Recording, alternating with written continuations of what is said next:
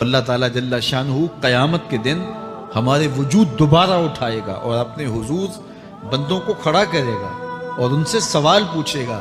یہ نہیں ہے کہ جو مرضی کرتے گئے، ایک آدمی نے ظلم کیا، جبر کیا، زیادتیاں کی، لوگوں کا حق لوٹا، لوگوں کا مال غصب کیا، عزتیں پامال کی، اور اتنا مؤثر تھا کہ عدالتیں وہ خرید لیتا تھا، کچہریاں وہ خرید لیتا تھا، پولیس وہ خرید لیتا تھا، کوئی سے پوچھنے والا نہیں تھا، اس کی بات چلتی تھی، اس کا فون چلتا تھا، اس کا رکا چلتا تھا، عیش و عشرت کی زندگی گزاری اور مر گیا، ہزاروں کے حق غصب کر کے، ہزاروں کا مال ہڑپ کر کے، لوگوں کی آبروئیں لوٹ کے مر گیا اور قبر میں چلا گیا، بس قصہ ختم۔ اب نہ وہ اٹھے گا، نہ اس سے حساب لیا جائے گا، تو پھر انصاف کہاں گیا؟ ایک عدالت ایسی ہونی چاہیے کہ جس عدالت میں اس کو بھی پکڑا جائے اور ٹکٹکی پہ باندھا جائے کہ دنیا پر تو کسی نے تجھے پکڑا نہیں، آ اس عدالت میں تیرے خلاف سلطانی گواہ بھی موجود ہیں اور تجھے گناہوں کا، جرم کا بدلہ بھی دیا جائے گا، اور منصف جو ہے وہ انصاف کرے اور ان مظلوموں کو کھڑا کیا جائے کہ دنیا پر تو تمہاری داد رسی کسی نے کی، اس دربار میں تمہاری پوری پوری داد رسی کی جائے گی۔ عقل مانتی ہے کہ ایک ایسا دربار ہونا چاہیے، ایسا احتسابی عمل ہونا چاہیے، ایک ایسی عدالت لگنی چاہیے کہ جس کا کہیں جسے انصاف نہیں ملا اس کو وہاں جا کے انصاف ملے، اور وہ دن قیامت کا دن ہے۔ اس کا یقین زندگی میں نظم پیدا کر دیتا ہے اور تھر تھر بدن کانپتا ہے کہ آج اگر ہم مؤثر بھی ہو جائیں اور کسی کے سامنے جواب دے نہ ہوں، لیکن ایک عدالت تو ہے جہاں ہم نے جواب دہ ہونا ہے اور اپنے ایک ایک عمل کا حساب دینا ہے۔ تو اللہ ارشاد فرماتا ہے کہ اس عدالت کے سامنے تم نے پیش ہونا ہے، تمہارے جوڑ جوڑ کو اللہ تعالیٰ دوبارہ کھڑا کرے گا اور اس کو دوبارہ تخلیق کرے گا اور پیدا کرے گا، اور تم دوبارہ کھڑے ہو جاؤ گے، اس کے حضور پیش ہوگے۔ بل یرید الانسان لیفجر امامہ، بلکہ آدمی چاہتا ہے کہ اس کی نگاہ کے سامنے بدی کرے۔ استغفر اللہ۔ یہ ایک ظالم کافر تھا، وہ حضور کی خدمت میں آیا، کہنے لگا میں نہیں مانتا قیامت آئے گی۔ حضور نے اس کو دلائل دیے، تو جب دلائل کے سامنے بے بس ہو گیا تو کہنے لگا کہ جس قیامت کی آپ بات کرتے ہیں وہ قیامت آ بھی گئی تو میں نہیں مانوں گا۔ اللہ اکبر۔ تو وہ انکار کرنے والوں کی انتہا ہوتی ہے، اور ذرا دیکھیے وہ کیا بول رہا ہے، بل یرید الانسان لیفجر امامہ۔ اس کی سرکشی دیکھیے، اس کا تمرد دیکھیے۔ وہ کہتا ہے اچھا اگر قیامت قائم ہوئی تو یہ گناہ، یہ جرم، یہ بدی، یہ بدکاریاں، یہ ظلم جو میں کرتا ہوں، یہ بدکاریاں رب کے سامنے کروں گا۔ کیسی ڈٹائی ہے، مذاق اڑاتا ہے، تمسخر اڑاتا ہے آخرت کا۔ کہتا ہے جو بدیوں کا کاروبار میں نے گرم کیا ہے، جو بدکاریاں میری زندگی کا معمول ہیں، جو دادے عیش دیتا ہوں، جو عزتوں کو پامال کرتا ہوں، جو غریبوں کے پنجے توڑتا ہوں، جو لوگوں کا حق غصب کرتا ہوں، جو برائیاں کرتا ہوں، اگر قیامت قائم بھی ہو گئی تو میں یہ سارے جرم رب کے سامنے کروں گا، پھر وہ مجھے پکڑ کے دکھائے۔ اللہ اکبر۔ یسأل ایان یوم القیامہ۔ پھر پوچھتا ہے اچھا قیامت کب آئے گی؟ یہ تمسخر کے طور پہ پوچھتا ہے، لاؤ نہ قیامت، کب آئے گی قیامت؟ میں جرم رب کے سامنے کرنا چاہتا ہوں۔ اللہ اکبر۔ اب جواب سنیے، اب لفظوں کا ترجمہ اس زور سے کیا ہی نہیں جا سکتا جس زور کے لفظ ہیں۔ وہ کہتا ہے قیامت کب آئے گی؟ میں تو یہ جرم رب کے سامنے کرنا چاہتا ہوں، کوئی قیامت نہیں ہے، مذاق اڑاتا ہے۔ قیامت کب آئے گی؟ آواز آئی، فَإِذَا بَرِقَ الْبَصَرُ وَخَسَفَ الْقَمَرُ وَجُمِعَ الشَّمْسُ وَالْقَمَرُ۔ جب قیامت آئے گی تو آنکھیں چندھیا جائیں گے، چاند بے نور ہو جائے گا، سورج اور چاند اکٹھے ہو جائیں گے۔ یقول الانسان یومئذ این المفر۔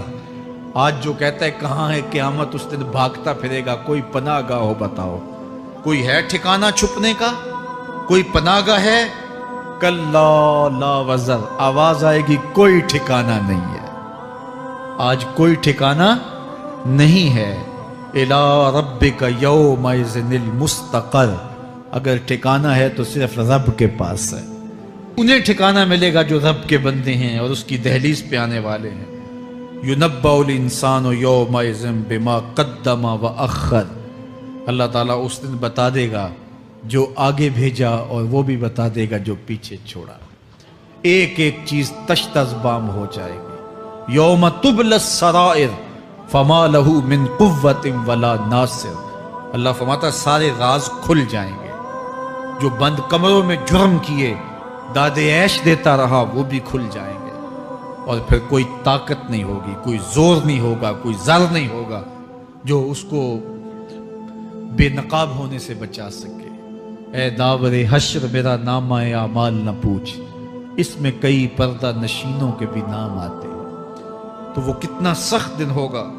ارشاد فرمایا جائے گا کہ جو آگے بھیجا، جو پیچھے چھوڑا، جو جرم کرتا رہا، جو نیکیاں کی، جو برائیاں کی، سب کچھ تشت از بام ہو جائے گا. بل الانسان علی نفسہ بصیرہ، بلکہ آدمی خود اپنے حال پر اچھی طرح خود آگاہ ہے. ہم اسے نامہ اعمال کے دفتر دیں گے جہاں سب کچھ لکھا ہوگا. قرآن بتاتا جب نامہ اعمال سامنے آئے گا تو وہ بے ساختہ پکار اٹھے گا، ما لہذا الکتاب لا یغادر صغیرۃ ولا کبیرۃ الا احصاها. ہائے اس کتاب کو کیا ہوا، اس نے چھوٹی بڑی کوئی بات نہیں چھوڑی، سب کچھ لکھ دیا. نامہ اعمال سامنے ہوگے، زمین بولے گی، ہاتھ پاؤں بولیں گے، فرشتے بولیں گے، کرامن کاتبین بتائیں گے یہ کیا کیا جرم کرتا رہا، کیا کیا گناہ کرتا رہا. تو اس دن ہر شے سامنے آ جائے گی. تو یہ تو ثبوت ہوں گے ہی ہوں گے، لیکن اللہ فرماتا ہے ثبوت تو اپنی جگہ، لیکن بل الانسان علی نفسہ بصیرہ. کیا انسان کو خود نہیں پتا کہ وہ کہاں کھڑا ہے؟ اس کو اپنے جرائم کی فہرست خود یاد ہے، اس کے ضمیر پہ خود اس کا بوجھ موجود ہے. اسے یہ نامہ اعمال نہ بتاتے، فرشتے نہ بتاتے، پھر بھی اسے پتا تھا کہ میں کیا ہوں اور کہاں میں نے جرم کیا ہے. وَلَوْ أَلْقَى مَعَاذِيرَهُ. اللہ اکبر. اس کے پاس جتنے بہانے ہوں سب لا ڈالے، جب بھی کوئی اس کا بہانہ نہیں سنا جائے گا. قیامت کا دن ہوگا، دنیا کے اوپر تو بہانوں سے انسان بچ نکلتا ہے. کوئی جھوٹ بول لیا، کوئی جھوٹا گواہ پیش کر دیا، کوئی مکر کر لیا، کوئی رشوت چل گئی، کوئی سفارش کام آ گئی، کوئی بہانہ تراش لیا، بات کو توڑ موڑ کے پیش کر لیا. لیکن قیامت کا جب دن ہوگا تو کوئی نہ جھوٹا گواہ چلے گا، نہ رب کی پولیس رشوت لیتی ہے، نہ وہاں انصاف کے خلاف کوئی کام ہوگا، اور نہ ہی کوئی بہانہ چل سکے گا. اللہ اکبر. دوسری بات مفسرین نے یہ بھی لکھی کہ بعض اوقات یہ ہوتا ہے کہ انسان اپنے گناہ پر، اپنے جرم پر کوئی بہانہ تلاش کر کے لوگوں کو مطمئن کر لیتا ہے. جو اس نے جرم کیا، کسی سے زیادتی کی، کسی کا حق غصب کیا، تو لوگوں نے ملامت کی تو وہ کوئی بہانہ تلاشتا ہے اور لوگوں کو مطمئن کر لیتا ہے. بعض کا لاجواب کر دیتا ہے، بعض کا مطمئن بھی کر لیتا ہے. وہ لوگوں کو تو مطمئن کر لیتا ہے لیکن وہ خود مطمئن نہیں ہو سکتا. جس نے جرم کیا ہوتا ہے، جرم اس کو اندر سے ڈستا رہتا ہے، اس کا ضمیر اس کو ٹھوکریں مارتا رہتا ہے، اندر کی بے چینی اسے تنگ کرتی رہتی ہے. اگرچہ وہ دلائل سے، مکر و فریب سے، باتوں کو توڑ موڑ کے عذر کر لیتا ہے، کوئی بہانہ بنا لیتا ہے، لیکن اس کے باوجود اس کے اندر کوئی چین، اندر کوئی اطمینان نہیں ہوتا. اللہ اکبر. تو مجرم بے چین رہتا ہے. آج ہماری بے چینیوں کا ایک سبب ہمارا مالک کی دہلیز سے منہ موڑنا اور بہت سارے دیدہ نادیدہ گناہوں کا ارتکاب کرنا ہے. جب ہم سے سستیاں ہو جاتی ہیں، کوتاہیاں ہو جاتی ہیں، تو وہ گناہ ہمارا پیچھا نہیں چھوڑتے اور ہمیں بے چین اور مضطرب رکھتے ہیں. تو بعض اوقات جو ہے وہ ہم کہتے ہیں کہ پتہ نہیں بے چینی کیا ہے. بے چینی گناہوں کی ہے. گناہ طبیعت میں بے چینی پیدا کر دیتا ہے، سکون نہیں آنے دیتا. اطمینان کی دولت چھن جاتی ہے جب کوئی شخص گناہ کرتا ہے. اور یہ لازمی نہیں ہے کہ وہ کسی کا حق غصب کرے، اس نے کسی کی عزت ہی پامال کی ہو، اس نے کسی کی آبرو پہ حملہ کیا ہو. اگر نماز چھوڑی ہے تو بے چینی یہ بھی کم نہیں ہے، یہ رب کی نافرمانی ہے. اگر اس کی نظر بھٹکی ہے تو یہ بھی کم بے چینی نہیں دیتی. اگر اس کا خیال بہکا ہے، اس نے زبان سے کسی کو دکھ دیا ہے، اس نے کسی کے لیے سب و شتم کا انداز اختیار کیا ہے، گالی گلوچ کا رنگ اختیار کیا ہے، تو پھر کیا ہوا کہ یہ بے چینی اندر کو توڑتی رہتی ہے. انسان چلتا پھرتا ہے لیکن اسے طمانیت نہیں ملتی، اسے سکون نہیں ملتا. سکون کب ملے گا؟ سکون تب ملتا ہے جب کسی سے زیادتی کی ہو تو اس سے جا کے معافی مانگ لی جائے، اور اس لجاجت کے ساتھ معافی مانگی جائے کہ وہ مجبور ہو جائے معاف کرنے پہ، تو پھر اندر طمانیت اتر جاتی ہے. اگر رب کی نافرمانیاں کی ہیں تو لیلۃ القدر کے دامن میں اس سے معافی مانگ لو، اتنی لجاجت سے معافی مانگو، اس قدر رو کے معافی مانگو، ترلے منت پہ اتر آؤ، ہاتھ جوڑو، آنسو بہاؤ، چیخو، چلاؤ، رو، اس کی دہلیز سے لپٹ جاؤ، اس سے اپنے گناہوں کی معذرت کرو. جب مالک نے معاف کر دیا اندر کی ساری بے چینیاں مٹ جائیں گے، دل کو قرار مل جائے گا، دل کو تسکین نصیب ہوگی. تسکین اس کی دہلیز سے تمہیں ملے گی، یہ اندر سے پھوٹتی ہے، باہر سے نہیں آتی ہے. تسکین کے قافلے اندر ہی اترتے ہیں، اندر سے اس کے سوتے پھوٹتے ہیں، اس کے چشمے پھوٹتے ہیں. ہم باہر سے ڈھونڈتے ہیں، باہر سے تسکین نہیں ملتی، یہ اندر سے آئے گی. اس لیے اس دل کے اوپر لگے ہوئے میل کچیل کو، غلاظت کو دور کر لو اور کھرچ دو دل کے اوپر پڑے ہوئے جتنے بھی زنگ ہیں. تو پھر نتیجہ کیا ہوگا؟ دل ستھرا ہوگا، مصفا ہوگا، مزکا ہوگا، تو پھر دل پر نور ہوگا، تو پھر آپ کو زندگی گزارنے کا لطف اور سرور اور مزہ آنے لگ جائے گا. تو انسان جب دلیلیں تراشتا ہے اس سے بعض اوقات اپنے آپ کو بھی مطمئن کرنے کی کوشش کرتا ہے، اوروں کو بھی مطمئن کر لیتا ہے، لیکن حقیقت میں اطمینان نہیں ہوتا، وہ بے چینی ہوتی ہے. تو اللہ تعالیٰ جل شانہ اس کہانی کو بیان کرتے ہوئے ایک اور مضمون کو بیان کیا، اور یہ بالکل درمیان میں جملہ معترضہ کے طور پہ جو ہے وہ نظر آ رہا ہے کہ بات تو چل رہی ہے، تو اچانک اللہ اپنے محبوب سے مخاطبہ فرماتا ہے، کیا ارشاد کرتا ہے؟ لا تحرک بہ لسانک لتعجل بہ. تو یہ اچانک بات کیوں آ گئی؟ اصل بات یہ تھی کہ جب وحی نازل ہوتی تو آقا کریم علیہ السلام ہمہ تن گوش ہو کے اس وحی کو سنتے، پھر اس کو محفوظ کرنے کی فکر ہوتی کہ جو میں نے سنا ہے وہ اچھی طرح مجھے یاد ہو جائے.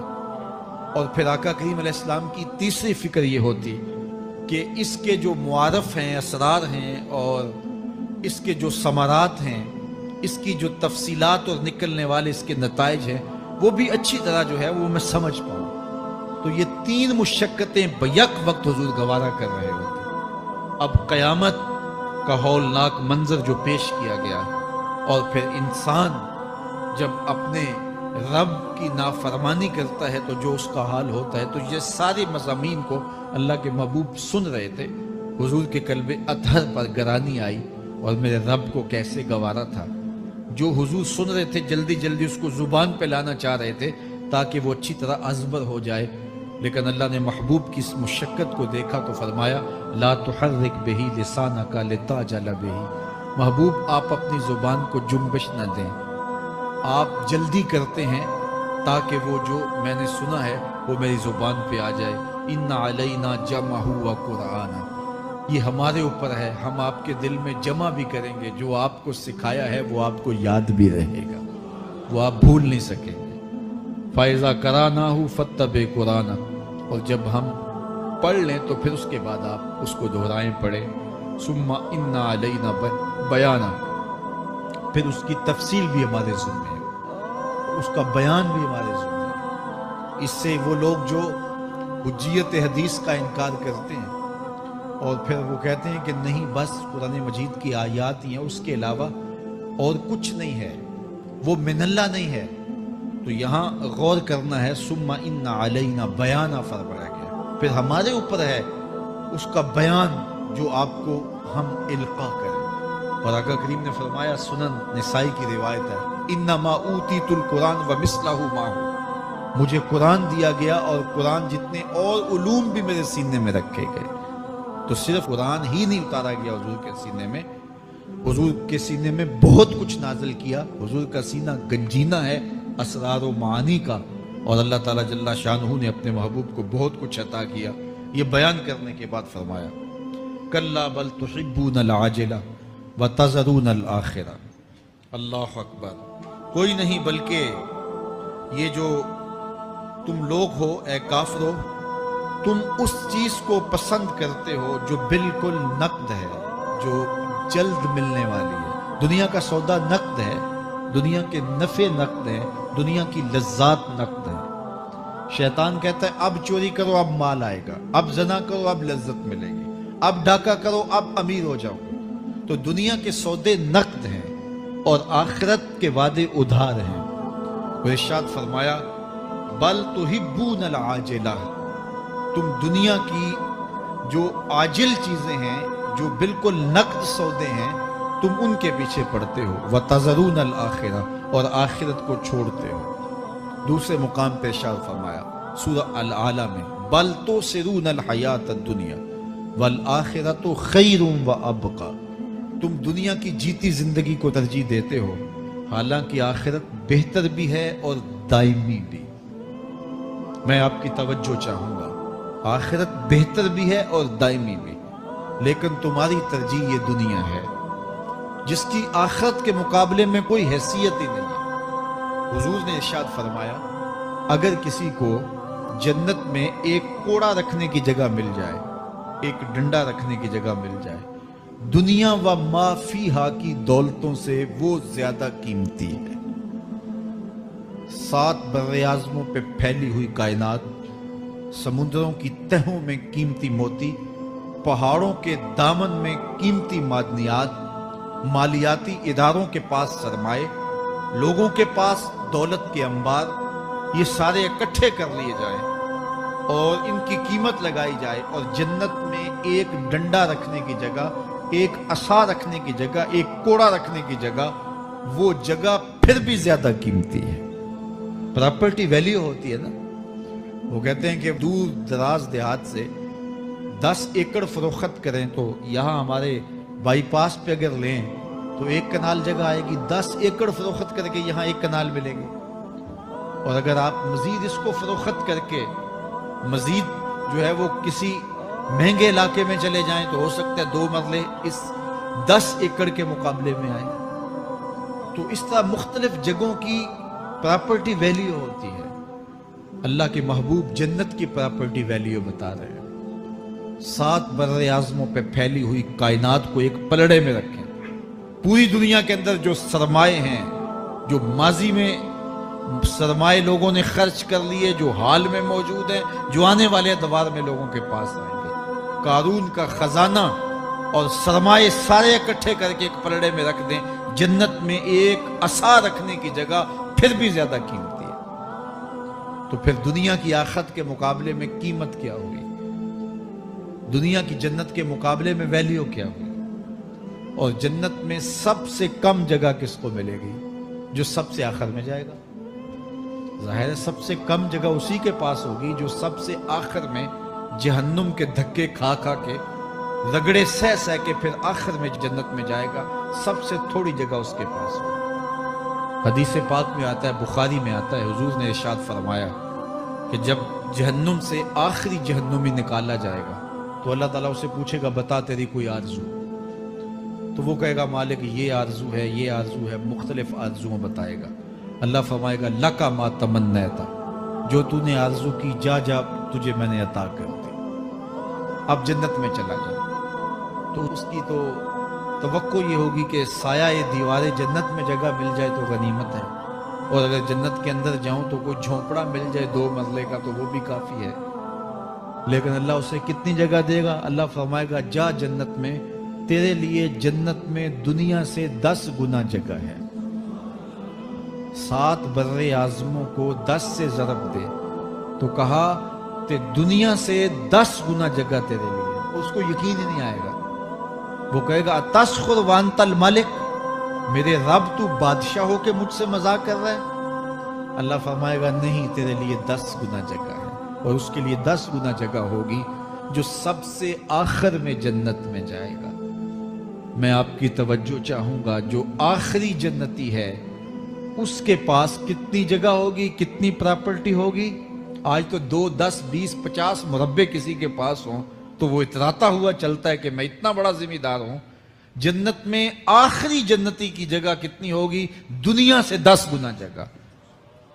تو داتا گنج بخش علی حجویری کی جاگیروں کا عالم کیا ہوگا؟ بابا فرید الدین گنجے شکر کی جاگیروں کا عالم کیا ہوگا، پھر اصحاب رسول کی جاگیروں کا عالم کیا ہوگا۔ قیمتی کتنی جگہ کہ ایک ڈنڈا رکھنے کی جگہ مل جائے دنیا و ما فیہا سے وہ قیمتی، اور وہ قیمتی جگہ دنیا سے 10 گنا جگہ اس کو دی جائے گی جو سب سے آخر میں جائے گا۔ تو مجھے بتائیے اس سے بڑا بے وقوف کوئی ہے جو آخرت کو برباد کر کے دنیا کا سودا کرتا ہے؟ بل توسرون الحیات الدنیا والآخرۃ خیر وابقا، کہا آخرت بہتر بھی ہے اور دائمی بھی ہے، نہ ختم ہونے والی زندگی ہے۔ تو یہاں بھی ارشاد فرمایا کلا بل تحبون العاجلہ وتذرون الآخرہ، تم نقد کے پیچھے دوڑتے ہو، آخرت جو ادھار ہے اس کی پرواہ نہیں کرتے ہو۔ یہ نقد تمہیں مل بھی جائے، پہلی تو بات ہے ملتی نہیں ہے، دنیا تمہارے آگے بھاگتی ہے،